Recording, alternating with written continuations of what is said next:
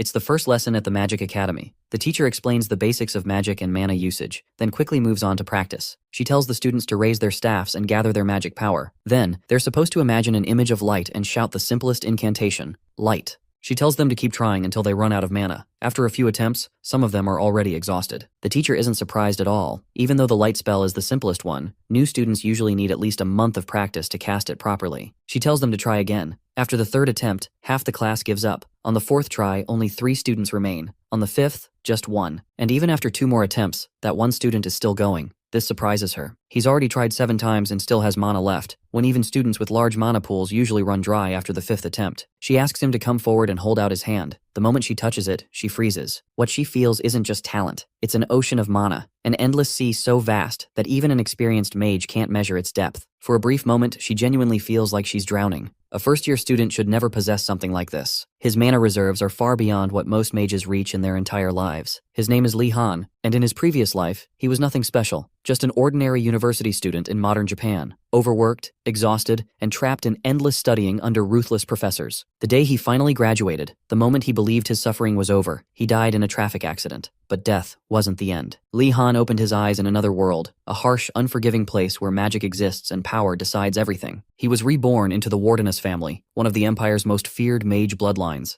A family surrounded by dark rumors, ancient spirits, dragons, and mages who once erased entire cities. But Lee Han wasn't the chosen heir. In this family, only the firstborn inherits everything. The rest are left to survive on their own. Unlike other prodigies, Lee Han didn't dream of glory or domination. After everything he suffered in his previous life, he wanted only one thing: a safe, stable, and quiet life. And in this world, the most reliable way to survive isn't to become a hero, but to be a mage. Years passed. Lee Han trained his body, sharpened his discipline, and prepared carefully for the dangers ahead. Even knowing how deadly magic could be, he chose it anyway. Eventually, his path leads him to the most terrifying place a young mage could enter, the Imperial Magic Academy Inrogard. It's a magic school where students starve, where failure can mean death, and where the headmaster himself is a lich. And now, here he is, standing before the academy gates with hundreds of other new students, all eager to enter. The entrance gates open. A deep, commanding voice echoes, calling the newcomers idiots and warning them that everything in Enrogard is an illusion. Lee Han feels immense magical pressure and recognizes the speaker as the rumored headmaster of the school. Frozen in place by the headmaster's aura, the students listen as he mocks those who ignored the rules and brought extra belongings or servants. Without hesitation, the headmaster creates a portal that vacuums away all prohibited items and people. He then orders the students to enter the main building for matriculation. As the day progresses, the headmaster's identity is revealed to be that of a lich. Now, standing at the beginning of his journey in Enrogard,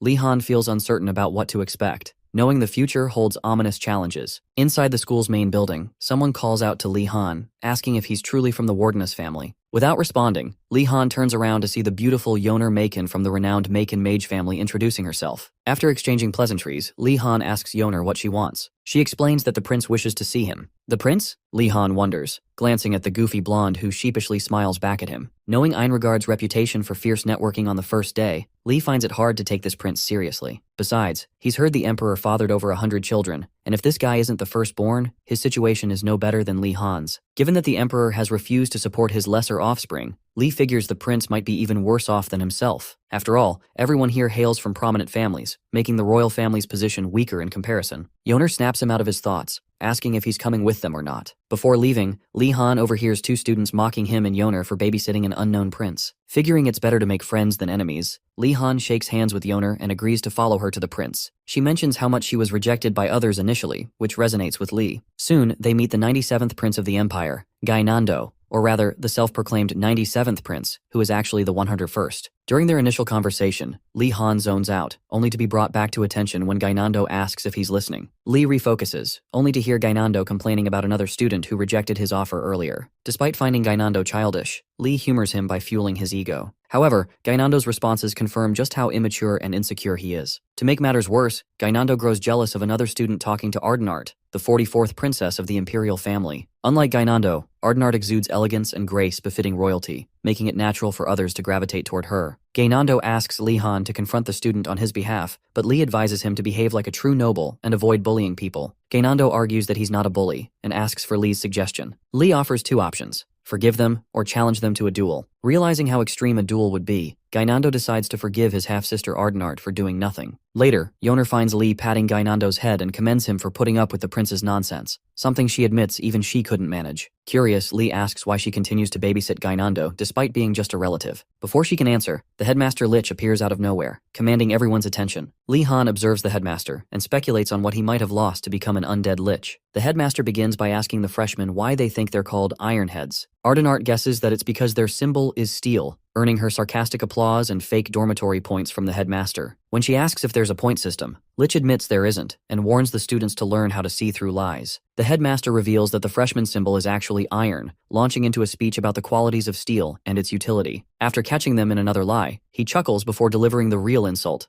Their symbol is steel because their brains are empty. The mocking shocks Lee Han, who notes that the headmaster's overwhelming magical power prevents anyone from talking back. To Lee's surprise, he manages to move his arm despite the dense magical pressure. This realization encourages him to adapt to the environment. Noticing Lee Han's movement, the headmaster is surprised but doesn't comment. For his final prank, the headmaster opens a large door to reveal a grand dining hall filled with food. He invites the students to feast and recover from their travels. Without hesitation, the noble brats rush to their seats, eager to devour the sumptuous spread of cheese, butter, fried chicken, and charcoal grilled fish. But just as they're about to dig in, the food vanishes, and the headmaster reappears, mocking them for not paying attention. At this moment, Lee Han realizes that the headmaster must have lost a significant part of himself to become such a cruel and twisted creature. The headmaster declares that Enrogard's primary goal is to produce great mages by fostering a driving force, desire. He distributes each student's uniform, a loaf of commoner's bread, and a rice ball. The meager rations prompt Gainando to complain, calling it excessive. The headmaster sarcastically encourages his attitude and reminds the students that if they want better food, clothes, or equipment, they'll have to obtain it through magic. The academy's rule is simple: they must fend for themselves. Soon after, one of the students considers contacting someone outside the academy to smuggle in supplies for him to use. Unfortunately for him, Headmaster Lich overhears him whispering his plan to a friend and encourages him to continue with such a foolish attitude. Following this, the headmaster informs the first years that they are prohibited from leaving the school grounds and are also not allowed to ask their seniors for assistance. With that, the headmaster concludes his matriculation speech and wishes the greenhorns well. After the headmaster leaves, Lee Han reflects on how every school seems to have eccentric professors. Even in his previous life, the professor in the next-door lab during his graduate studies had the same crazy look in his eyes as the headmaster, the eyes of insanity. Just then, Gainando shows up, complaining to Lee Han about the unfair treatment they're receiving at the academy. Based on how much the prince is whining, Lee Han concludes that Headmaster Lich is still better than the professor he knew. At least here, they've been provided with food, board, and clothing, which is more than he could say for his old school. At this point, the spoiled prince throws a tantrum at Lee Han for not taking his complaints seriously. Due to the Wardena's family's focus on magical research rather than social standing, little is known about them, even in noble circles, leading to many misunderstandings. Gainando, believing Lee Han must have lived in poverty, notes that his maids eat better food than what the school provides. Offering to help, Gainando invites Lee Han to his house sometime, to which Lee Han, clueless, thanks him. Moving on, Lee Han suggests they head to their dorms to secure a room before it's too late. Although Enrogard accepts students based on talent, regardless of status, they still divided the dormitories into 4 sections to prevent disputes between the noble brats. The first dorm, the vainglorious Blue Dragon's Tower, is for those with noble dragon blood, primarily the royal family and highly reputable nobles like Lee Han. The second dorm, the eternally burning Phoenix's Tower, houses those who have given everything to the divine flame, disciples from various religious orders. The third dorm, the lightning-biting White Tiger's Tower, is reserved for the bloodline of knight families who are prepared to walk the path of both knight and mage. Lastly, the omniscient Black Turtle's Tower is for those with endless patience, peasants, servants, slaves, clowns, homeless bums, merchants, and newly rising low nobles are placed here. Members of the last dormitory are typically of lower status and often looked down upon, which can leave them in low spirits. However, Lee Han sees them as great business partners for his future empire. The smug look on his face as he surveys the commoners causes them to feel uneasy about his intentions. In Lee Han's mind, though, he knows that befriending these commoners is essential for gaining real-life business experience. During his internal monologue, a noble brat breaks the silence, questioning why it was necessary to admit indecent people like the commoners. This causes the commoners to glare at him, but the brainless oaf challenges them to confront him if he said anything wrong. Lee Han, unwilling to let this futureless fool insult his potential business partners, steps in. As a noble of higher status, he calls out the idiot, declaring that he's the indecent one for clinging to his pride when they've all left everything behind upon entering the school. Lee's retort earns him the admiration of those around him, with many commending him for pointing out the obvious. With the atmosphere now set, Lee Han prepares to introduce himself to his new comrades. Unfortunately, when the commoners learn he's from the Wardena's family, they immediately grow fearful, warning each other not to meet his gaze. Rumors about the Wardena's family being descended from ancient spirits, with their patriarch being a dragon, terrify them. Confused by their reactions, Li-han struggles to understand what's going on. Just then, Yoner approaches, praising him for being a good noble. Li-han asks Yoner if he looks scary to her. After reassuring him that he doesn't, she remarks that he has the dignified aura of a noble. Unbeknownst to Li-han, he's unaware of just how infamous his family is. Before he can dwell on it, Gainando calls out to him and Yoner, complaining that his new bodyguards left him, a prince, all alone. As they return to the prince's side, Li-han asks Yoner why she babysits the foolish prince. To answer his question, Yoner explains that she's doing it all because of Gainando's mother, recounting her history with her. In a flashback, it's revealed that a younger, more stubborn Yoner first met Gainando's mother at a royal banquet after accidentally spilling juice on her dress. Expecting to be punished, everyone was shocked when the woman showed mercy, even asking if Yoner was all right. Gainando's mother, being incredibly wealthy, provided Yoner with allowances simply for being her son's friend. Li-han quickly deduces that if that's the case, he too should become friends with Gainando to earn his mother's favor. When they arrive at their dorm, Li-han is surprised by its massive size. Despite being a school, it has a lake, forest, and everything necessary for them to fend for themselves. While admiring the scenery, Li notices some students talking about being lost, so he asks Yoner for clarification. Yoner admits she's also unsure since this was supposed to be the way to their dorm. As Li-han tries to figure out what's going on, something suddenly appears in front of them, leaving even Li-han scared out of his mind. Upon further investigation, it's revealed that a small, unimpressive building suddenly appeared before the noble students, leaving most of them appalled by its size. Gainando, the self-proclaimed supervisor of spoiled brats, remarks that the building is smaller than his servants' quarters, and questions if they're seriously expected to live like this for the next few years. Ignoring the bozo, Li-han realizes it'll be challenging to accommodate all these people. However, as he steps into the building with Yoner and Gainando, the magical pressure inside shifts, and within moments, everyone around him disappears. For a few moments, Li-han struggles to adapt to his new surroundings, trying to figure out what just happened. Suddenly a voice greets him, addressing him as a young mage and asking where he'd like to go. Li-han quickly deduces that the dormitory is in fact a magic tower. Soon after, the voice commends Li-han for adapting quickly and informs him that, for now, he can only access his room and the freshman steel common room. Li-han asks if he'll be able to visit other areas later, to which the voice replies that it's possible, but only by learning the names of those places and meeting certain conditions. For now, however, it's forbidden by the headmaster. Frustrated by yet another restriction imposed by the headmaster, Li-han orders the voice system to take him to his room, and it complies. After settling into his room, Li-han picks up a book titled About Enrogard,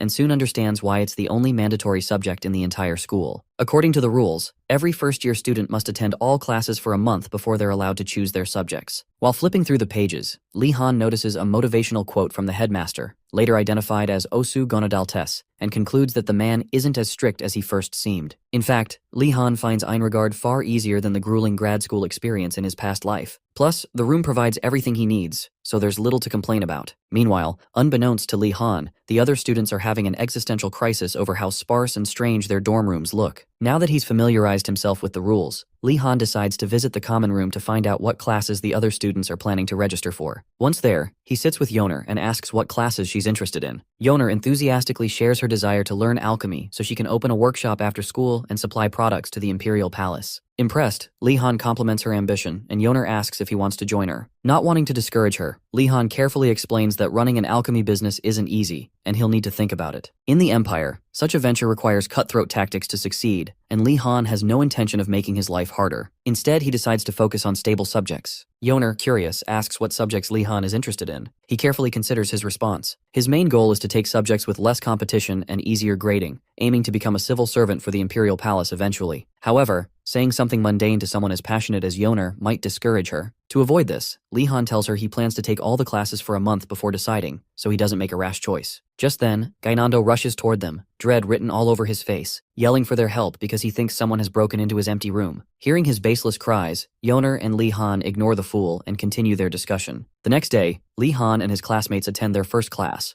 Understanding the Basics of Magic. The subject is mandatory for first years, with classes held separately for each dormitory. On their way to the classroom, Li-han notices the other students looking sullen and asks Yoner what's wrong. Yoner explains that most of them are hungry and can't sleep properly because their beds are uncomfortable. Surprised, Li-han wonders if their situation is that bad. He recalls a particular moment from grad school when his buddy offered him a protein bar as their only food for the day. Back then, their schedule had no breaks, and eating protein bars was the norm. On one such occasion, his friend promised that the professors would treat them to a feast once the schedule was over. Li-han had jokingly sworn to kill him if it turned out to be ramen. Of course, when the time came, it was the same old cup noodles and triangular kimbap as always. If he had managed to survive that, this situation would have been a cakewalk. Finally, the students arrive at the classroom for their first lecture. Relieved that the room is on the first floor, their relief quickly turns to shock when they open the door and find a troll, dressed in clean clothes, standing at the podium. Trolls are notorious for being ferocious and tyrannical monsters, so seeing one in a classroom is beyond their expectations. Without hesitation, the troll welcomes them and urges them to take their seats. Once the students are seated, the troll introduces herself as Garcia Kim, a half-troll, and reassures them that, while she understands their fear, there's no need to worry. She doesn't eat people unless she's very hungry. While Garcia is obviously joking, the students believe her for a moment. Eventually, she regrets making the joke and begins her lecture. Before diving into the lesson, she explains that most of the magic skills they'll learn in her class won't be practical until they become adults, because magic is inherently dangerous. However, as seeds of mages who bear the nickname Steel, her lectures will introduce them to the fundamentals of magic and help each of them identify the element that best suits them. As they embark on this journey, Garcia promises to be their compass and urges them to start with the basics. Her first question to the class is, "What is magic?" Almost immediately, the teacher's pet, Ardenart, stands and confidently provides an answer. Pleased with her response, Garcia praises her and elaborates, explaining that magic is the act of borrowing both magical and mana power from the origins that shape the world. Everyone admitted to the school should have the ability to sense magic power and recognize it. More importantly, using magic requires more than awareness. It demands the precise combination of magic and mana power to achieve the desired results. Garcia continues, explaining that while magic often relies on incantations, reagents, or specific movements, the core of magic lies in one's will. Realizing she's been speaking for too long, Garcia cuts her explanation short and asks everyone to stand so they can try magic for themselves. She instructs them to take out their staff and focus on gathering their magic power. As they follow her instructions, she advises them to maintain control over their magic power while imagining an image of light. For Yoner, controlling magic power feels particularly challenging, as if she's trying to rein in a wild horse that could throw her off at any moment. As the students concentrate, Garcia tells them to complete the spell by shouting a short incantation. "Oh, light!" She reassures them that using short incantations helps them maintain focus. Li Han, who has been paying close attention, carefully lists the steps to cast and attempt the spell. Predictably, he doesn't succeed on his first try, but he manages to create a faint, unstable light on his wand. Soon the other students follow suit, with Yoner, Ardenart, and even Gainando successfully producing light. However, Gainando's magic quickly spirals out of control, forcing Garcia to intervene to prevent him from harming himself. Following the incident, Garcia sternly warns the class to focus on controlling their magic power, emphasizing that failing to do so could lead to serious consequences. She reassures them that it's her job to prevent such accidents and encourages them to continue practicing as long as they have magic power. After the second attempt, many of the noble students begin complaining, and about a third of the class gives up entirely. Garcia knows that Illuminate is the most basic spell, but even so, mastering it requires at least a month of practice. For now, the students will have to discover this reality for themselves, as she can't spell it out for them. Undeterred, she encourages them to attempt the spell a third time. By the end of this round, half the class is exhausted and gives up. The cycle repeats, with more students dropping out each time, until the sixth attempt, where only one student remains standing, Li Han. Before trying the spell for a seventh time, Li Han signals Garcia, apologizes for interrupting, and asks if he can continue practicing since he's the only one still trying. Garcia is stunned, wondering how he's managed to survive 7 attempts. Even if he had abundant magic power, most students would have depleted their mana reserves by the 5th attempt. Garcia takes a moment to explain that magic power, known by different names among various tribes, is the core energy source for mages. Since magic power is consumed with each spell, inexperienced young mages often run out quickly. The fact that Li Han is still standing after 7 tries is extraordinary, and something she needs to investigate. She asks for his name, and Li gives it, omitting his family name, Wardenus, which impresses her. Garcia invites Li Han to the podium and asks him to give her his hand. When he complies, Garcia assesses his mana reserves and is overwhelmed by what she senses, a vast ocean of mana that makes her feel as though she's drowning. Noticing the alarmed look on her face, Li Han asks if something is wrong. Garcia quickly regains her composure, denies any issues, and urges him to visit her after school. Li Han nods and returns to his seat. Resuming the lesson, Garcia reassures the class not to feel discouraged by their rapid mana depletion. With practice, they will learn to reduce their mana consumption and naturally increase their reserves. However, she cautions them against over-practicing, as it could lead to injury. Wrapping up, Garcia reminds the class not to take her jokes about eating students too seriously and concludes her first lecture. Later that day, Li Han visits Garcia's office to find out why she wanted to see him. Garcia explains that she's already heard about him from the headmaster. That's right, the eccentric lich had already snitched on him. Even so, Garcia reassures Li Han not to worry. Although the headmaster may seem crazy to the average person, he has a kind heart. Another lesser-known fact about the headmaster is his sharp eye for talent. He always notifies professors about new students. Over the years, his comments about freshmen have been limited to 1 or 2 average remarks about troublemakers and prospects. But this year, his focus is squarely on Li Han. According to him, Li Han possesses great foolishness, a term used in the East to describe someone with immense wisdom. So, despite the seemingly insulting phrasing, the headmaster likely means that Li Han has the potential to achieve greatness in the world of magic. Having experienced Li Han's immense mana firsthand, Garcia is curious about what kind of student he will become, and feels she can expect great things from him. After giving her a moment to finish her train of thought, Li Han calls her attention back to the present, waiting to answer his earlier question. Knowing she can't simply divulge everything the headmaster has said, Garcia instead tells him she wanted to meet because of his exceptional mana reserves. While Li Han already knows this, he feels disappointed, suspecting there must be more to it. Just then, Garcia continues, explaining that his mana is so vast that she can't even estimate its limits. Li Han stands there stunned. Garcia elaborates that the amount of mana one possesses is a form of talent. Mages with insufficient mana often endure great difficulty increasing their reserves, whereas those with abundant mana have the luxury of being more carefree. Upon realizing the scope of his talent, Li Han becomes excited, thinking his path forward will be much easier. However, Garcia calls his strength unfortunate. When Li Han asks what she means, she explains that having too much mana can be problematic. While a large mana reserve is advantageous for a mage, an excess makes control exceedingly difficult. To illustrate, she compares controlling the water in a glass to managing the water in a vast sea. The latter is far more challenging. Simply put, mana control, the most critical skill for a mage, will be extraordinarily difficult for Li Han to master. Hearing this, Li Han spirals into despair as the reality of his situation sinks in. Fortunately, Garcia has a temporary solution. She pulls out a special bracelet, fastens it to Li Han's right wrist, and instructs him to always wear it. The bracelet will absorb his excess mana, keeping it under control for now. Relieved, Li Han thanks Garcia for diagnosing and addressing his problem. Just as he's about to leave, Garcia advises him to use a variety of magic spells to use up his vast mana reserves, which will help keep them under control. She suggests he practice alone since his mana won't deplete entirely, and encourages him to break a leg while at it. Li Han chuckles nervously, thanks his teacher, and heads to the hallway to rejoin his friends, all while pondering his suddenly daunting future. Determined to excel in his first year, he asks his friends about the classes they plan to take after the first month. Yoner replies that she's sticking with alchemy and asks if the others want to join her. The spoiled prince mocks Yoner for choosing a subject he considers fit for servants. After throwing in a few more derogatory remarks about alchemy, Yoner, now visibly angry, clenches her fist and tells Li Han to step aside. Recognizing her rising temper, Li Han obliges, letting her vent her frustration on the prince. Before Gainando can react, Yoner punches him hard and forbids him from going to the infirmary for potions created by alchemists to heal his injuries. After witnessing Yoner's retaliation, Li Han commends her punch and follows her to their first alchemy class, Basic Alchemy Understanding. On the way, Li Han asks if hitting Gainando is okay. Yoner assures him it'll be fine if she apologizes the next day. Li Han realizes she's done this before, but soon notices many students gathering for the class, particularly those from the Black Turtle Tower. While he doesn't care much about them, he's bothered by their stares. He observes that commoners generally react to nobles in one of two ways: fear or hostility. For now, Li Han decides to stay calm, knowing that being too friendly might backfire. When they arrive at the class venue, the professor takes a head count. Expecting another eccentric teacher, the students are surprised that their professor is just a normal-looking dwarf. Introducing himself as Urugulum Gumdar, or Professor Urugulum,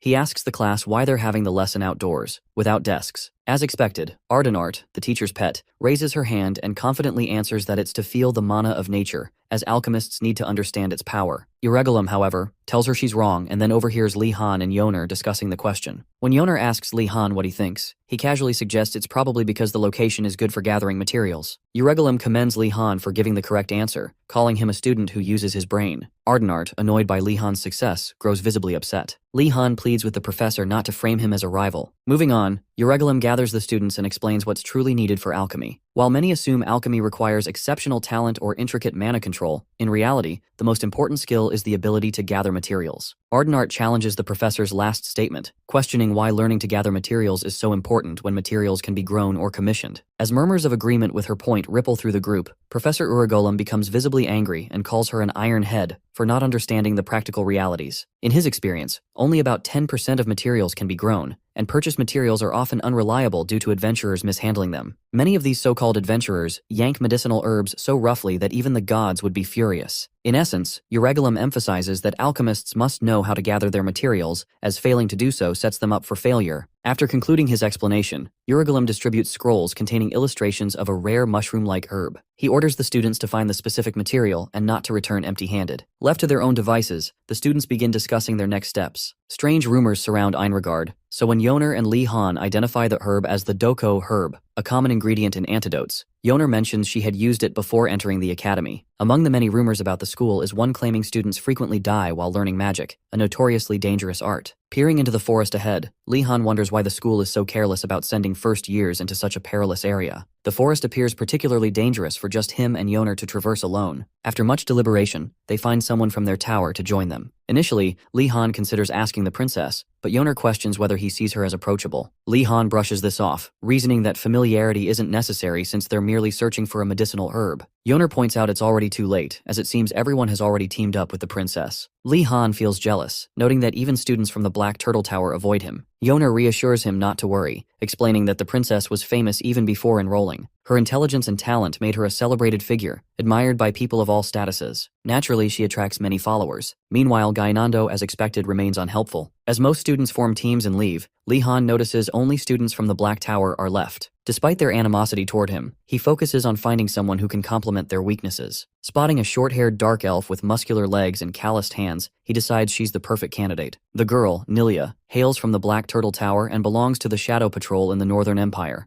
a group of elite hunters and scouts who navigate the region's mountains with remarkable agility. Upon seeing the scroll's depiction of the Doko herb, Nilia initially doesn't think finding it will be difficult. Though unfamiliar with the herb, she considers the forest her playground. While initially overwhelmed by the Academy's many talented individuals, she now feels it's her chance to shine. As she prepares to leave, Li Han's group approaches her and introduces themselves. Suspicious, Nilia demands they state their intentions. Li Han invites her to join them, but Nilia immediately grows defensive, suspecting they might exploit or abandon her. Li Han reassures her, pointing out the dangers of traveling alone. He asks how she plans to handle a monster encounter or transport the herb if she finds it. Nilia remains skeptical, but becomes increasingly intrigued as Li Han accurately guesses her thoughts. After a series of exchanges, Li Han teases her, suggesting only a fool would try to accomplish the task alone. Eventually, Nilia relents and agrees to join them. Grateful for her decision, Li Han encourages the group to start moving. As they traverse the forest, Nilia leaps from tree to tree with the grace of a wild animal, while Li Han and Yoner walk below. Impressed by her agility, Yoner asks how Li Han knew she was the right choice. He explains that her developed leg muscles, calloused palms, and likely frequent use of a bow and arrow are all telltale signs of an experienced hunter. Overhearing their conversation, Nilia becomes suspicious, sensing an unusual ability in Li Han to read people's thoughts. Li Han, noticing her reaction, jokingly tells Yoner he simply recognized the Shadow Patrol emblem on Nilia's waist. Continuing their journey, Li Han lightly teases Nilia until Yoner asks her to match their pace. Nilia questions why, and Li Han explains that since Yoner is the only one capable of identifying the herb, they can't risk her overexerting herself. Curious about Li Han's role in the group,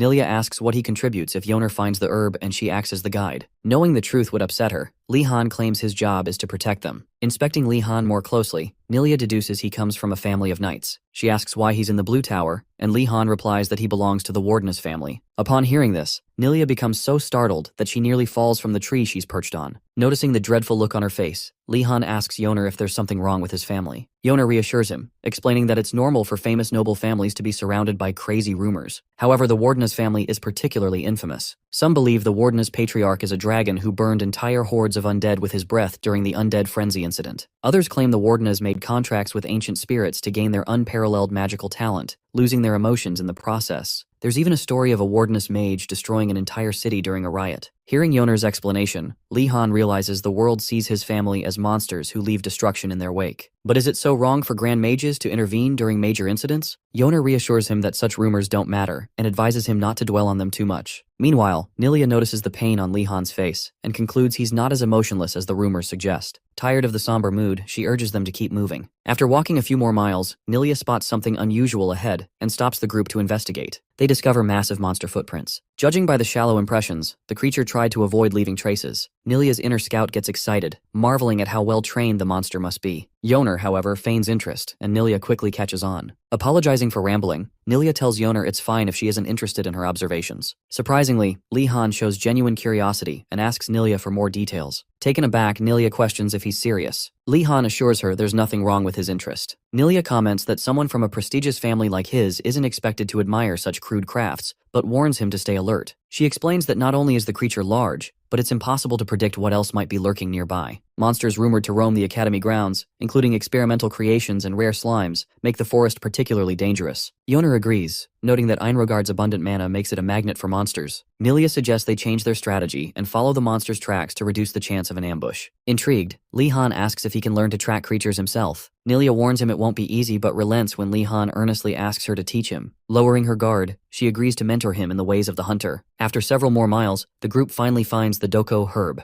Yoner immediately identifies it, but there are only 2 herbs, one short of the 3 they need to pass the test. With no other herbs in sight, Yoner instructs the group to move elsewhere. Before they can act, they fall silent as Yoner turns and spots a massive monster boar nearby. Li-Han observes that it's not an ordinary boar, given its ability to detect mana. Nilia confirms his suspicion. It's a monster. Recognizing the danger, Li-Han makes a bold decision. With no other weapons, he resolves to use his magic staff. Thankfully, the user can adjust the staff's size. He extends it into a long weapon, preparing to confront the monster. Nilia, impressed by his heritage as a member of the Wardinas family, grows excited, hoping he's already learned a few magic tricks. She asks if he's confident in his abilities. Li-Han replies uncertainly, prompting Nilia to offer a contingency plan. If things go south, he should carry the weakened Yoner and escape while she lures the monster away. Yoner is touched by Nilia's willingness to protect them, but Nilia brushes it off, saying she's only helping because she can. Li-Han thanks her for her support, and promises to rely on her if needed. With their plan set, Li-Han faces the monster boar. Nilia, full of anticipation, watches closely as Li-Han grips his staff, recalling his training with Sir Arlalong when he was 10. Back then, Arlalong taught Li-Han that while the sword is considered the king of weapons, a true knight must master multiple weapons to reach enlightenment. Only those who undergo this process can condense their mana into a weapon and achieve aura mastery. However, Arlalong doubted Li-Han's interest in such pursuits, knowing that only a select few reached this level. True to form, Li-Han had told Arlalong that he had no desire to chase such lofty goals. Instead, he only wanted to train his body for self-defense and live a peaceful life as a mage. Touched by Li-Han's pragmatic attitude, Arlalong promised to train him to the best of his ability and added an extra 100 repetitions to his stabbing drills. Drawing on that training, Li-Han clears his mind and focuses entirely on defeating the monster boar. He drives his staff into the boar's mouth in a fluid motion, killing it instantly. Both Nilia and Yoner are stunned by the outcome. They stare at Li-Han in disbelief, wondering why he didn't use magic tricks. As sturdy as the staff of Enrogard is, it still shouldn't have been able to defeat a monster of that caliber so easily. Unbeknownst to him, Li-Han had subconsciously condensed some of his mana into the staff, allowing it to function like a sword. Although this was far from the mastery of aura, his quick thinking and compromise saved him and the girls, allowing them to live to fight another day. Once the monster stops twitching, the trio assesses the fatal wound. While Nilia is astonished that Li-Han managed to kill such a massive creature with just a staff, Yoner is more preoccupied with how overwhelming the class seems. She can't believe the teachers would send new students into such a dangerous area, and even considers skipping future classes altogether when another scream echoes nearby. After reassuring Yoner, the trio rushes to investigate the scream's source. When they arrive, they find a group of students battling another monstrous boar. Given the number of students present, Li-Han suggests they observe for now, and Nilia agrees. Just then, a noble boy, Ashan Dalkard, steps forward, armed with his staff. He confidently declares that he'll handle the monster himself. Yoner immediately recognizes him as a member of the renowned Dalkard family, known for their exceptional abilities and history as financial advisors to the Emperor. Based on this reputation, Li-Han assumes Dalkard must be competent and trusts he knows how to wield a weapon. However, as the fight begins, it becomes clear that Dalkard's bravado is just talk. His first attack barely scratches the boar, only enraging it further. Realizing his strategy was flawed, Dalkard tries to recover, but it's too late. The boar kicks him with immense force, sending him flying several feet. With Dalkard incapacitated, the boar turns its murderous gaze on the princess and the others. At this moment, the princess steps forward. Yoner asks Li-Han what they should do, but Li-Han observes, reading the princess's expression. She seems deep in thought, carefully timing her attack. Watching closely, Li-Han notes how the princess waits for the boar to charge, striking only at the perfect moment. Her calculated strike hits its mark, and the boar lets out a pained shriek before collapsing. After the battle, Li-Han thanks Nilia for teaching him the importance of approaching such creatures while riding the headwind. He assures her he'll be relying on her advice more in the future. Following the victory, Princess Ardenart expresses her gratitude to Li-Han for saving her and her team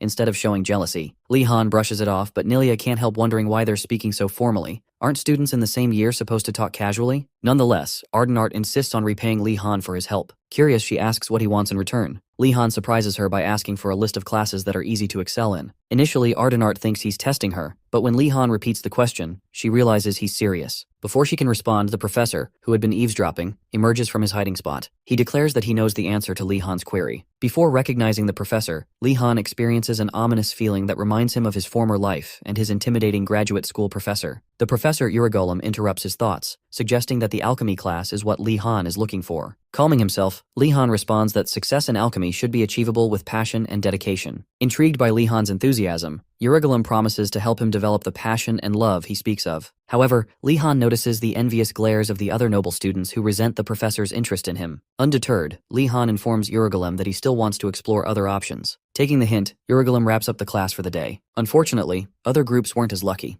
They encountered no boars. Nonetheless, their experience sufficed for the lesson. Just then, sporting a black eye, Ashan confronts Uragolem, accusing him of intentionally leading the students into danger. Uragolem explains that the purpose of the exercise was to expose the students to various scenarios they might face while gathering herbs, whether to fight, flee, dodge, or hide. as an alchemist should be prepared for all possibilities. Upon hearing this, Yoner questions whether they still need to submit the doko herb, given the danger they endured to collect 3. Euregalum, surprised that any group managed to find the herb, praises their efforts and rewards them by passing all 3 students. He also mandates that Li Han join his alchemy class. Inwardly, Li Han feels trapped, but he resigns to this new reality and tells the professor that he'll do his best to take the class as learning alchemy is his dream. After hearing everything Li Han said, Euregalum begins to see him as mature, far more grounded than someone his age typically would be. Having killed the boar monster and obtained the doko herb, Euregalum rewards Li Han with a special privilege. He grants Li unrestricted access to his cabin in the forest for the remainder of the semester. Initially confused, Li Han imagines being overwhelmed with endless chores, but Euregalum clarifies. The cabin, he explains, is stocked with the one thing new students desire most: food. While they might not appreciate it now, Euregalum assures them that after a week of eating the school's subpar meals, they'll sing his praises. Li Han weighs his options and realizes how hard it would be to survive on the bland food provided by the school,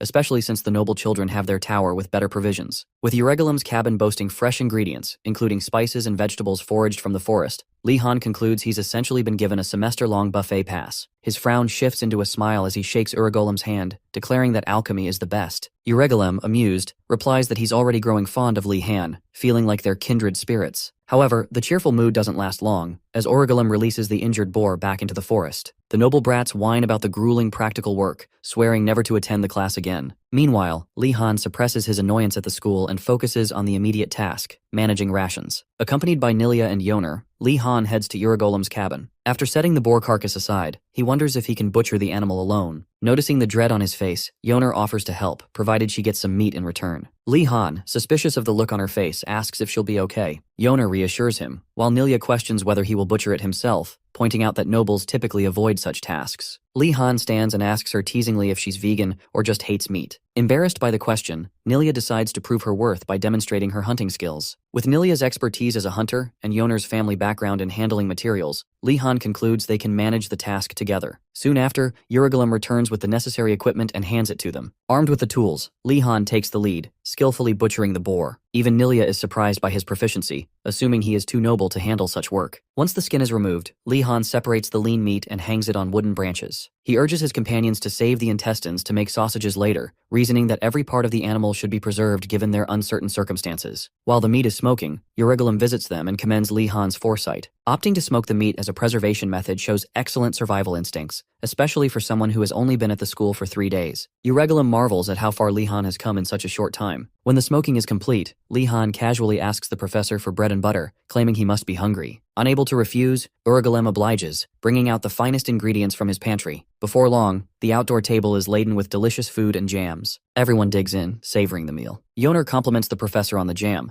noting how it elevates the tender, smoky meat Li Han prepared. As they enjoy the meal by the flowing spring, Euregalum encourages them to eat their fill, reminding them they won't get such high-quality food often. For the first time in days, the trio relaxes, enjoying their companions and the professor's presence. Afterward, Li Han and Yoner package the leftover smoked meat into rations and discuss what to do with it. Unable to eat more, Nilia suggests sharing it with the other students in their tower. Misunderstanding her intent, Li Han and Yoner assume she wants to sell the meat. Nilia clarifies that she never said that, but Li Han points out that most of the Blue Dragon's tower students are wealthy enough to pay, and it wouldn't hurt to make some money. As Li Han and Yoner congratulate themselves on their plan, Nilia shakes her head, baffled by how nobles think. Unaware of their goals, she asks if they plan to sell the meat. Li Han asks if she wants a share of the profits, but Nilia insists she only wants to give it as a gift to her friends. Li Han shrugs and tells her to do as she pleases, but warns she might regret not capitalizing on the opportunity. Yoner chimes in, claiming friendships might fade, but riches are forever. Exasperated, Nilia tells them to stop, while Euregalum, silently observing, realizes the trio are talented yet troublesome individuals. Despite the impending headaches he anticipates from them, he decides he's ready for whatever chaos they bring. When Li Han and his friend Yoner return to the vainglorious Blue Dragon's tower, a strange tower usually isolated from the main grounds and surrounded by the fresh scent of the forest, they immediately start barbecuing some of the meat they brought from Euregalum's cabin. Their goal is to let the savory aroma fill the entire dormitory and draw in potential customers. About 30 minutes into their plan, the other noble brats begin to smell the familiar scent of roasted meat. At first, they're confused, as it's a smell they didn't expect to encounter while enduring their struggles. But soon enough, Li Han calls everyone over, inviting them to try his barbecued meat. Almost instantly, the students gather around their makeshift restaurant, asking questions about what's going on. Li Han reassures them and grabs their full attention, announcing that they've prepared everything for everyone. However, before letting them dig in, he informs them that the food will cost 2 silver coins per person. Despite the price, no one complains, Good food is a luxury they're eager to enjoy again. Before long, the noble brats sit down and devour as much meat as they can, savoring the tenderness and spice. As Li-Han and Yoner watch their customers eat, they tally up their sales and are pleasantly surprised by how many plates they've sold, even after tripling the price. Then again, the students have no other choice.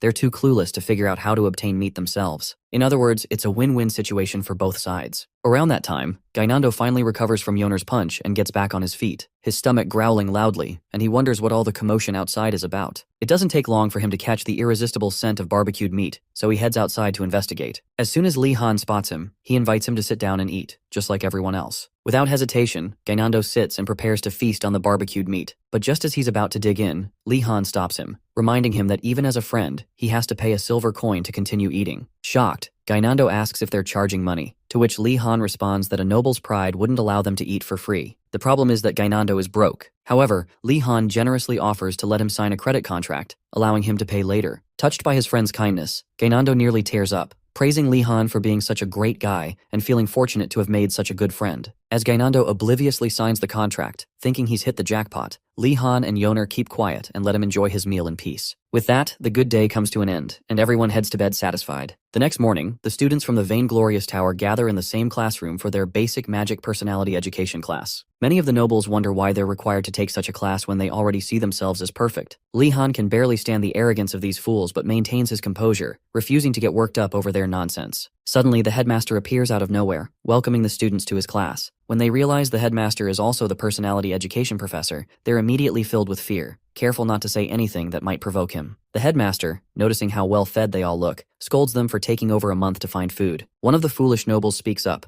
asking if the headmaster expected them to find food on their own. But before he can continue, the headmaster silences him, informing the students that he's relieved their empty heads finally figured out how to get decent food. Internally, the headmaster recalls how the Blue Dragon's tower has always been the slowest to find food, with the Black Turtle's tower being the fastest, and the White Tiger's tower the second fastest. The Blue Dragon's tower, composed mostly of privileged nobles, often struggles with tasks like these, as they've never faced any real hardship. However, this year the headmaster is impressed with how quickly they've adapted. He's well aware that Li-Han is the mastermind behind their success, and makes eye contact with him, acknowledging his leadership. From the moment he saw Li-Han during matriculation, he knew he was different. What's even more surprising is that someone as adaptable and carefree as Li-Han hails from the rigid and stubborn Wardinas family. For some context, the headmaster is known to be a professor who enjoys giving his students challenges, believing that flexibility and creative thinking are the most important traits a magician can possess. At that moment, the same foolish noble asks the headmaster what the purpose of the class is. Pleased to hear the question, the headmaster flips it back, asking the student what he thinks the purpose is. Unsurprisingly, the noble admits he doesn't know. Annoyed, the headmaster explains that the emperor often holds him accountable for the actions of graduates from the academy. Many of their seniors have caused significant problems in the empire, and when they do, the headmaster gets blamed for their foolishness. Therefore, he uses this class as a safeguard, an excuse to avoid being punished for their future misdeeds. He asks if they understand, then warns them not to deny their imperfections, as magicians are an unpredictable lot. If they claim to be perfect, it will only make him angrier. With that, he orders them to open their books and loudly recite the mantra on page 1. I will not cause harm to ordinary people with my magic. Li-Han stands there, dumbfounded, wondering if this class could truly fix the rotten personalities of his fellow nobles. Eventually, the headmaster grows tired of the students' chatter and orders them to stop,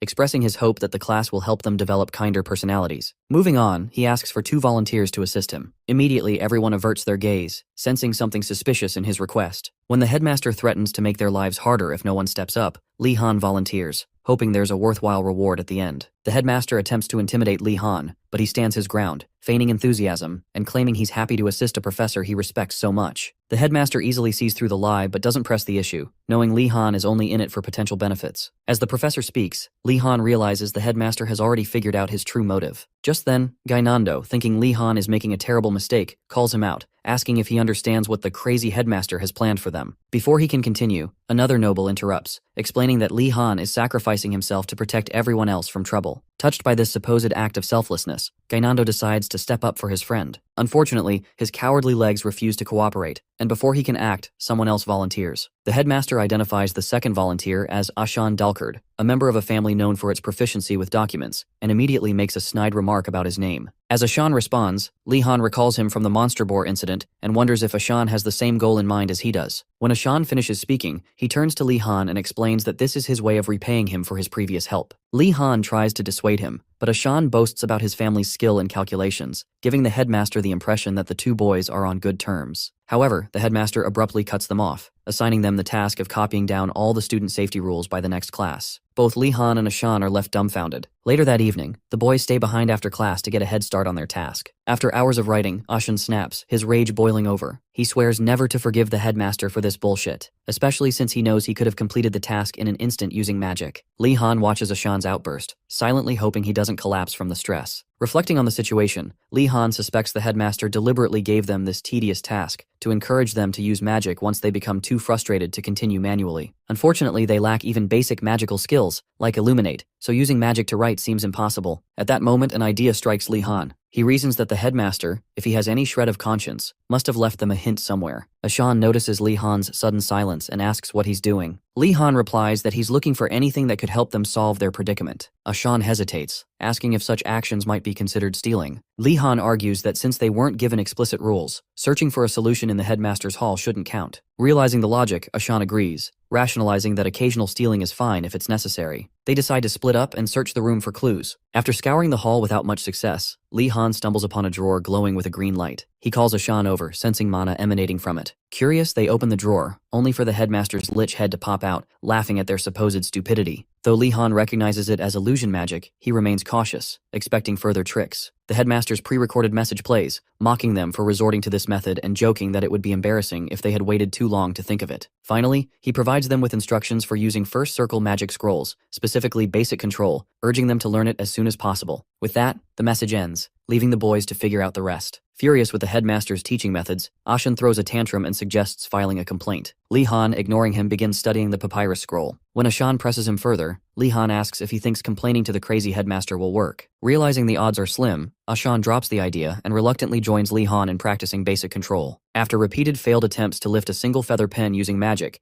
Ashan exhausts his mana and collapses, leaving Li Han to press on alone. Despite the apparent simplicity of magic, Li Han understands its complexity. Mana is delicate and gathers differently for everyone. Determined, he focuses intently, treating this as a life-or-death situation. After reciting a few motivational mantras to himself, Li Han attempts to move the feather pen one last time. To his amazement, it moves. Both boys stare in shock, realizing they've made their first breakthrough in magic, and Ashan gets scared of Li Han Wardness's power. Now that the spell works on the feather pen, Li Han's next move is to control its movement more slowly. He focuses on the pen, attempting his spell again. But instead of moving slowly, the pen zooms past his face, shatters the window pane, and embeds itself in a peach tree outside. Stunned, the boys exchange incredulous glances before realizing it actually happened. To make sense of the incident, they consult the papyrus scroll and discover they need to solve two key challenges to master basic magic control. First, they must complete the spell. Then, they must maintain their focus to control the object. The text also mentions that completing the spell is the harder part, while object control is comparatively easier. Encouraged by this information, Li Han decides to try again.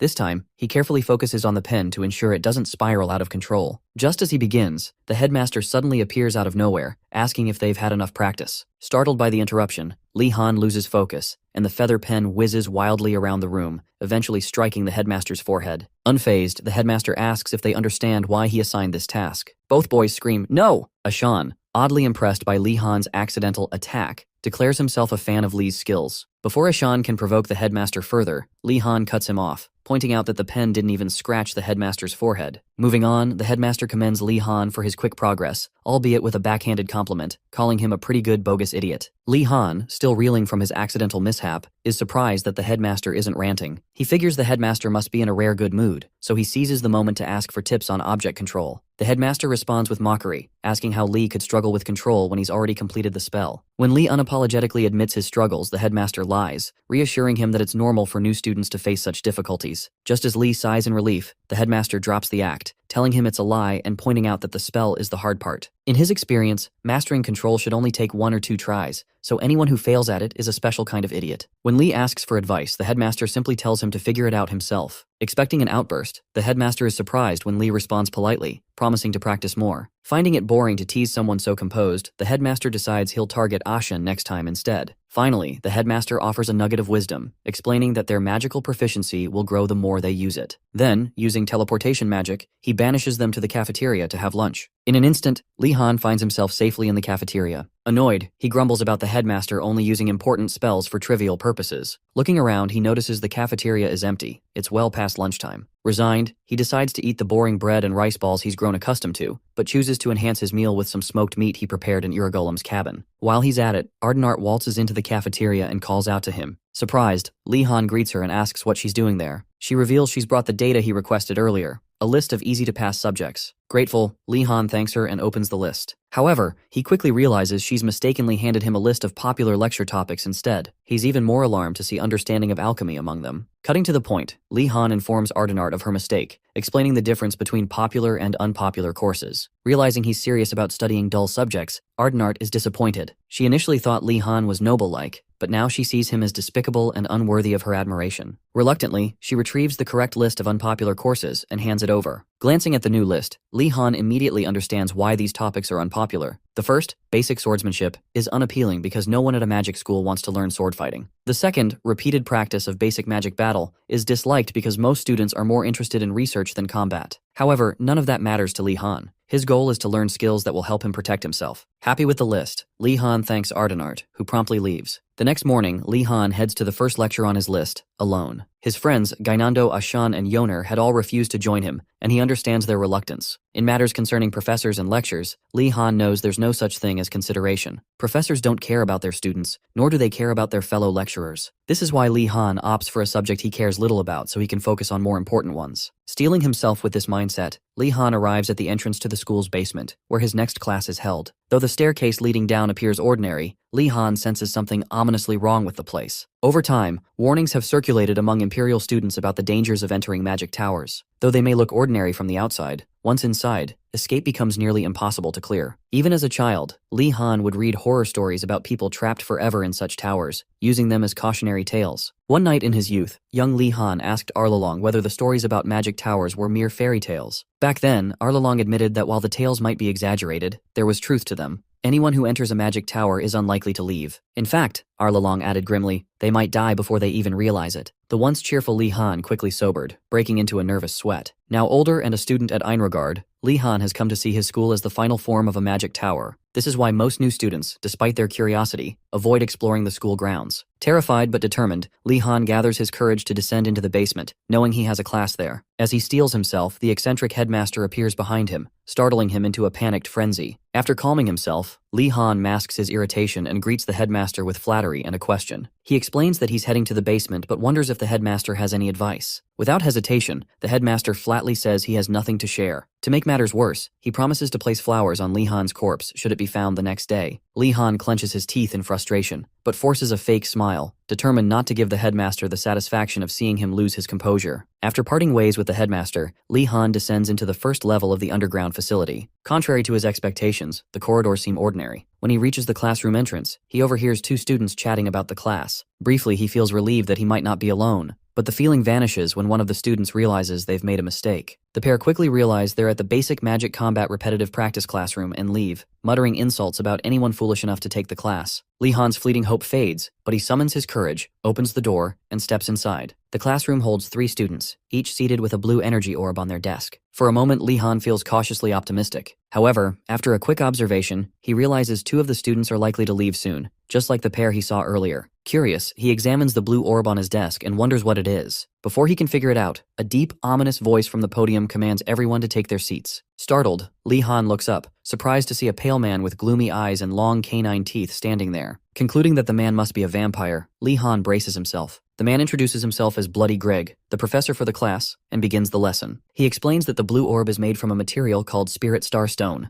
This ore is highly sensitive to mana. As constellations emit divine power, the stones absorb it and transform. For demonstration, Greg instructs the students to infuse their mana into the orb. Li-Han hesitates, doubting his abilities after previously struggling with the Illuminate spell. Yet to his surprise, he succeeds on his first try. The orb, along with those of the other students, floats into the air. Shocked at how easily he managed it, Li-Han begins to suspect that these orbs are not just Spirit Star Stones, they must be artifacts. Examining the markings on the orbs, he concludes they were likely crafted by Bloody Greg himself. Li-Han recalls that well-made artifacts fetch high prices, but before his thoughts can wander further, chaos erupts. One of the students, a girl with puppy-like ears, loses control of her orb. It zips wildly around the room, alarming the other students, who fear it might pierce the ceiling. Greg calmly assures them that the orb is linked to their will and can be controlled. Fortunately, he had the foresight to cast a binding spell on the orbs to prevent them from causing structural damage. The girl breathes a sigh of relief until the orb ricochets off the ceiling and hits her in the stomach. Greg casually adds that while the spell protects the room, it doesn't apply to them, so they should be careful not to destroy their orbs. Ignoring the girl's pain, Greg continues the lesson, instructing the students to make their orbs float again. Lee Han quickly realizes that Greg is a tough and demanding professor. When Greg tasks them with drawing a circle using their orbs, Lee Han's ordeal begins. It's far harder than it seems. As he struggles, one of the male students suddenly succeeds and eagerly calls for Greg's attention. Rather than praising him, Greg coldly tells him to do it again. Exhausted, the students continue practicing until they're fatigued. After an hour of frustration, Lee Han finally asks Greg when they're allowed to stop.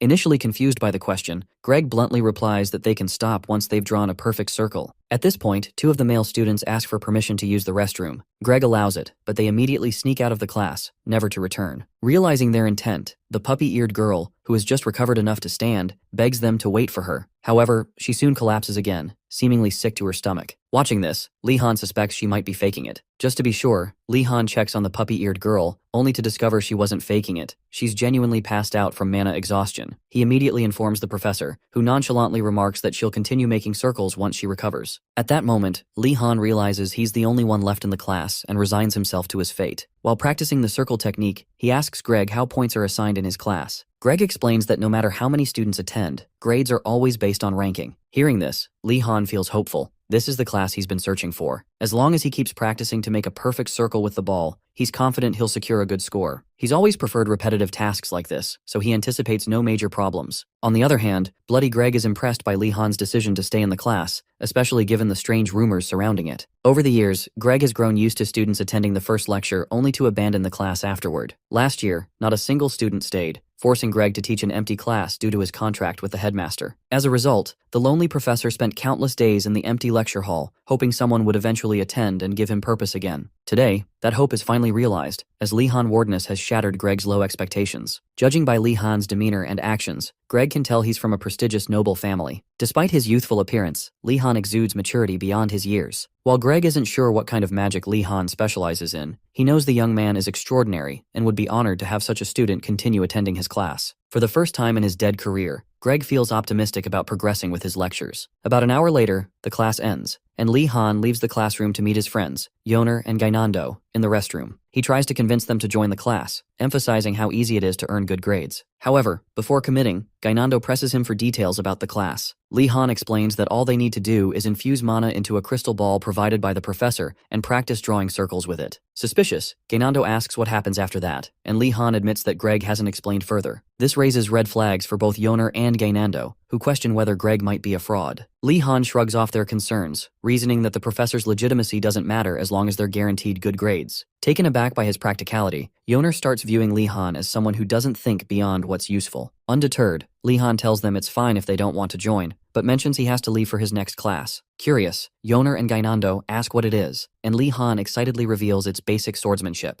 Both friends are left stupefied. In the next scene, Lee Han arrives at the southern front yard of the main building, wondering if this is really where his class is held. Upon entering the training grounds, he notices more White Tiger Tower students than expected. It makes sense, as many of them come from knight families and are skilled in swordsmanship. Seeing their talent, Lee Han assumes they take the class seriously. As he prepares to enjoy this class, he overhears rumors circulating about him. This time, he can clearly hear the students talking. They identify him as a Wardness from the Blue Dragon Tower and speculate that he only showed up after being trained by his nanny. They accuse him of looking down on swordsmanship and complain about nobles dismissing the profession. Initially, Lee Han expected the knights to be prideful about their craft, but after hearing their petty gossip, he's not so sure anymore. Not that he cares, they're just teenagers with half-developed brains, so he lets it slide. Shortly before class begins, a well-built orc approaches Lee Han and confirms his identity as the third son of the Wardinas family. Unbothered, Lee Han answers confidently. The orc tells him he's in the wrong place, as this class is for serious swordsmanship practitioners, not beginners. Lee Han thanks him for the clarification but refuses to leave. This infuriates the orc, who warns Lee Han not to underestimate the class. He adds that students won't hold back during duels, so Lee Han might get seriously injured. Calmly, Li Han thanks him again but then challenges him to a duel to prove himself. Enraged, the orc seems ready to snap, but before things escalate, the professor arrives and calls the students to gather for the lecture. The professor, an elf, introduces himself as Professor Engeldel and announces that he'll be teaching the class for the semester. Surprised to see an elf as their swordsmanship instructor, Li Han listens attentively. Engeldel explains that he assumes the students have some experience with swords and have come either to improve their skills or maintain their current level. Therefore, instead of focusing on the basics, he plans to help them refine their personal techniques. As he speaks, someone from the crowd taps Li Han on the shoulder. Turning around, he sees yet another young blonde elf smiling warmly at him. After confirming that Li Han is indeed from the Wardeness family, the elf asks why someone from such a prestigious family known for magic is learning swordsmanship.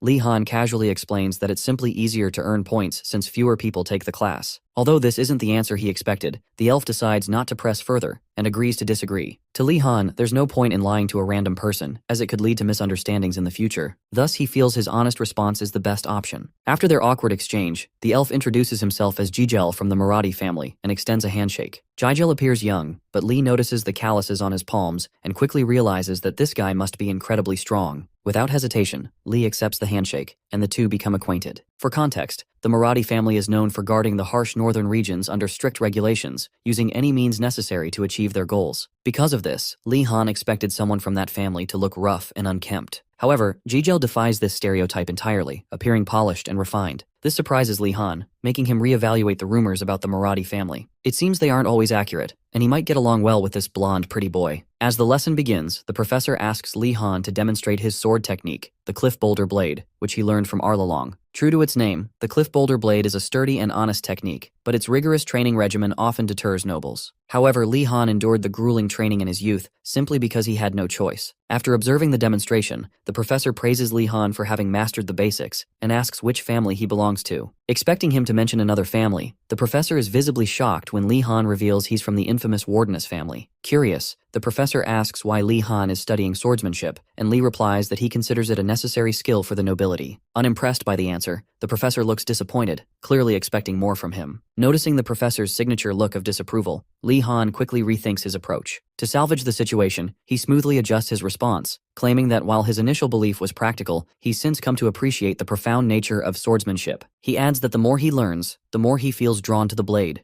unable to resist showing up to class. The professor's face lights up with renewed hope, and he even mutters praise for Li Han under his breath. Moving forward, the professor asks if Li Han is truly serious about pursuing swordsmanship and not letting his family's expectations hold him back. He notes that Li Han already demonstrates better form than some of the White Tiger students who attend only for appearances. When Li Han confidently agrees, the professor unsheathes his sword and unexpectedly challenges him to a duel, ordering him to raise his blade. Li Han is confused by this sudden turn of events, unsure why he's being treated so harshly, but there's no turning back. He accepts the challenge and soon finds himself facing off against the professor. Predictably, the duel ends with Li Han getting thoroughly beaten in just a few minutes. Afterward, the professor commends him on his resilience, but reminds him that the Cliff Boulder Blade is a technique like a rock. It must never waver, no matter the opponent. While helping Li Han to his feet, he advises him to engrave this lesson in his heart and remember it the next time he faces a challenge. With that, the professor dismisses him and calls the next student forward. As the professor thrashes the next student, Li Han adjusts his clothes and silently counts the number of blows he took in the name of training. If nothing else, he realizes the professor has a knack for exploiting unguarded areas, as he couldn't avoid getting hit the entire time. Once he's settled down, Li Han observes how skilled their teacher truly is. Engoldel, despite having a prosthetic arm and leg, demonstrates remarkable mastery as he trains the Empire's future knights with precision and expertise. Comparing Engeldel to his former master, Arlalong, Li Han muses that while Arlalong is like an unwavering rock, Engeldel flows like water, adapting seamlessly to every situation. What stands out most to Li Han is the professor's teaching style. Engeldel tailors his guidance to each student, offering practical, specific suggestions addressing their needs. This thoughtful approach proves he's a true instructor who knows how to handle these brats effectively. As he watches Engeldel handle the next few students, Li Han can't shake the feeling that the professor went especially hard on him. He isn't sure why, but he clearly received more blows than anyone else. About 30 minutes later, Engeldel announces it's time for the main event of the day. Without hesitation, he calls Li Han Wardeness and his opponent, Darugu from the Choi family, to the arena. Li Han immediately recognizes Darugu as the orc who tried to pick a fight with him earlier. He calmly steps forward, awaiting the professor's instructions. Once the stage is set, Engeldel explains that they'll be sparring for a short while, The crowd gasps in anticipation, with some doubting whether it will even be a fair match given the size difference between the two. Duragu, wearing a smug expression, clearly expects an easy victory. Ignoring his opponent's arrogance, Li Han focuses all his energy on defeating the green-skinned bully. After all, he spent his entire life getting beaten up and learning swordsmanship for moments like this. There's no way he's letting some bozo steal his chance to shine. The reason why Engeldel picked both of them for the spar was simply that they're the most outstanding students in his class. Additionally, swordsmanship can't be learned with theory alone, as it requires intense practice and actual fighting experience to achieve competence. After citing a practical example, it becomes clearer that both Li and Duragu have met the conditions needed for a swordsman to unleash true power through a combination of theoretical knowledge and practical application. Even now, Engeldel can sense both students subconsciously infusing a small amount of mana into their weapons, signifying just how impressive their talents are as knights. With that said, Engeldel instructs both students to take their positions. While they do so, he reflects on how unreal it is for someone like Li Han, who doesn't come from a family of knights, to have achieved such a high level of swordsmanship. If anything, he assumes Li Han must have been cast aside by his family, driving him to take swordsmanship so seriously. Realizing the pain Li Han must have endured, Engeldel tears up as he feels proud of what Li Han has become. To support Li's journey, Engeldel promises to take responsibility for his path of the sword. He then begins the duel, eagerly anticipating both students' performances. Duragu Choi comes from a family renowned for excelling in the Alpine Lunar Sword, a swift and sharp sword style, while Li Han uses the Cliff Boulder Sword,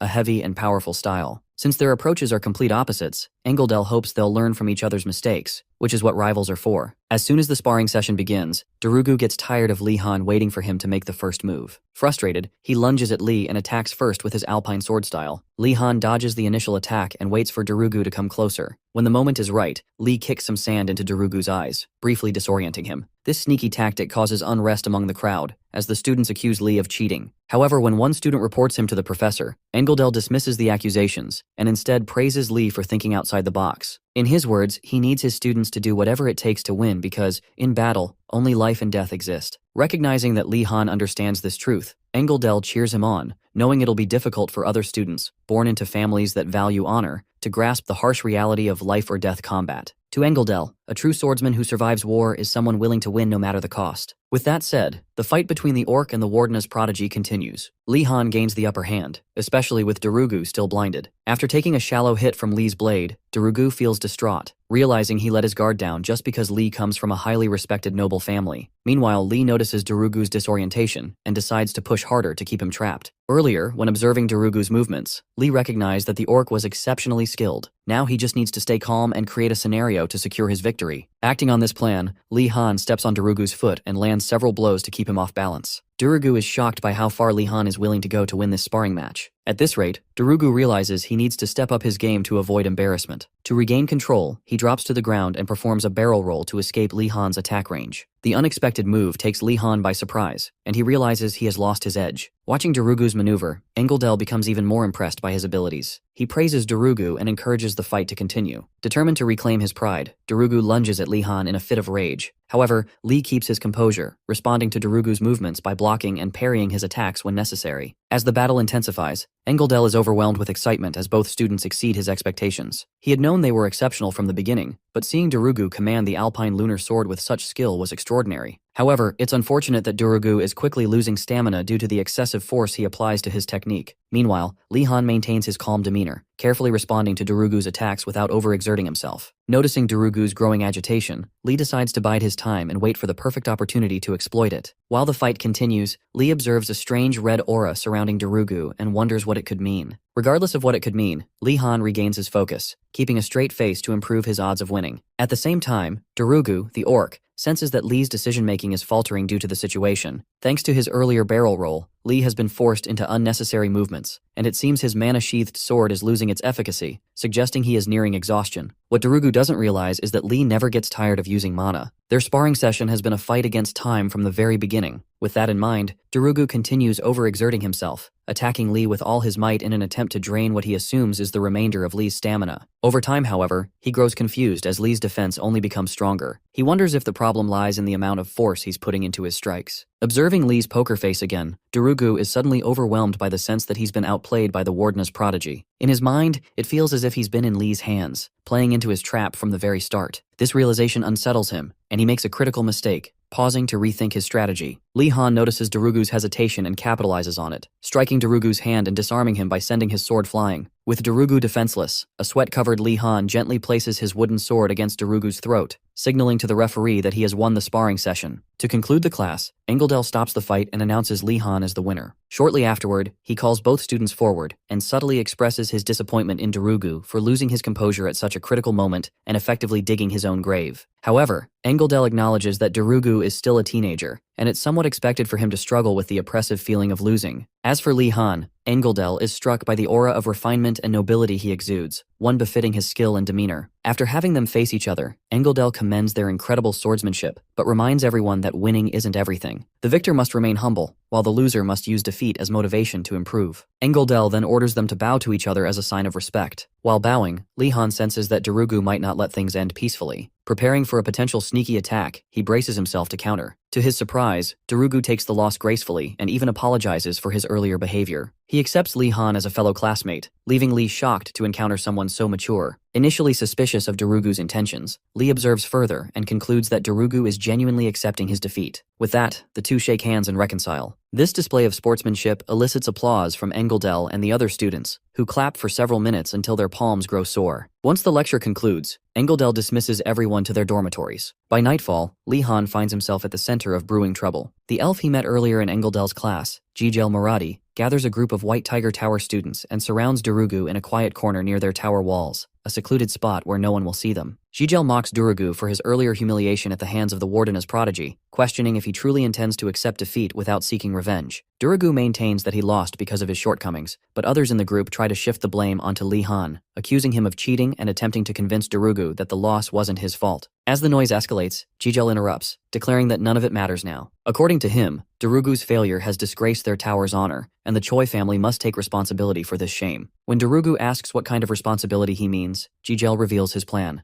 They will ambush Li Han in the woods when he's alone. Disgusted by the proposal, Darugu questions Jigel's sense of honor as a noble. Jigel dismisses him as a coward, arguing that only winners get to talk about honor. Despite murmurs of discontent among the other students, none dare to openly challenge Jigel. Standing by his principles, Darugu refuses to take part in the scheme, declaring that he lost fairly and won't resort to underhanded tactics. Jigel calls him a coward again and asks for another volunteer to take his place. A student with a wide nose steps forward, volunteering eagerly, and Jigel accepts him into the plan. As Jigel and the group prepare to carry out their ambush, Darugu grows increasingly uneasy. Though his pride demands he stay out of it, he can't bring himself to let Li Han face such unfair odds alone. Determined to make things right, Darugu rushes to find Li Han in the forest and warns him about the impending attack. When he arrives, however, he witnesses a shocking scene. A high-speed object flies past him, and he sees several of his tower colleagues already lying on the ground, defeated. The remaining students, infuriated by Li Han's strength, hurl insults at him, calling him a bastard for daring to beat them. Meanwhile, Li Han stands poised for battle, warning them to come at him if they're ready to die. Nothing makes sense to Darugu as he watches the chaos unfold, leaving him stunned and wondering what exactly is happening. A little while ago, before Darugu's arrival, 3 bozos from Maradi confronted Li Han in his usual spot, vowing to ensure he would never attend another swordsmanship class. Unfazed, Li Han wonders why they're going to such lengths to prove a point and quickly concludes it's not just about the class. Either way, he finds them annoying and decides to chase them off. With that, he makes a menacing face and asks if they truly know which family he comes from. The goofballs, however, refuse to be intimidated by his family name, even calling him cowardly for trying to scare them away. Judging by their misplaced confidence, Li Han suspects there must be some sort of support network or mastermind pulling the strings. Thinking ahead to the cleanup that would follow a fight, he figures they must be foolish to think their actions would go without consequences. He then asks them to reveal the mastermind behind the ambush, guessing it might be someone from a powerful family. To avoid snitching, one of Jigel's diehard fans tells the others to shut up and not let Li Han trick them. He then orders the group to surround Li, blocking his escape route. While Li knows a 3-on-1 fight is too much for him to handle, he remembers Arlalong's advice to prioritize his safety and run when necessary. Unfortunately, his escape path is cut off, forcing him to come up with another plan. Spotting a few stones on the ground, Li realizes they're the perfect size for him to cast the basic control spell he learned in the headmaster's hall. With that knowledge, he chants the spell, causing several stones to float in midair. This sudden display of magic frightens the 3 attackers, who never expected Li Han, a wardeness, to wield such magic. Satisfied his plan is working, Li Han smirks and doubles down on the intimidation, hoping to scare them off entirely. Moments later, he points his wand at the group's ringleader and accidentally launches a stone at high speed. The impact sends the ringleader collapsing to the ground, leaving both Li and the other 2 students stunned by what just happened. Realizing how out of control he is, Li vows to work harder on his training to prevent similar mistakes in the future. Meanwhile, the remaining 2 students mutter something about Li's attack before deciding to stand their ground. To keep up his bluff, Lee suspends himself mid-air, maintaining a poker face, and dares them to come at him if they wish to die. At this point, the two decide it's not worth it, grab their unconscious ringleader, and retreat. With the confrontation over, Darugu steps out of hiding. Lee, still on edge, asks if he's there to fight as well. Having seen Lee's capabilities, Darugu quickly denies it, and sits by a campfire to explain the situation. When Lee learns that Jijil Marathi is the mastermind behind the ambush, he begins to understand the way of life in the White Tiger Tower. Unlike his own Blue Dragon Tower, where camaraderie and cheerfulness thrive, the White Tiger Tower operates on a strict hierarchy, often forcing its members to act in their master's interests. As Darugu explains, Lee draws Jijil's face on the ground to jog his memory. He recalls the elf's face and feels a pang of disappointment, as he initially thought Jijil was a nice guy. Realizing Jijil's actions contradict his appearance, Lee speculates about his motives and concludes that Jijil is merely playing his role in a larger scheme.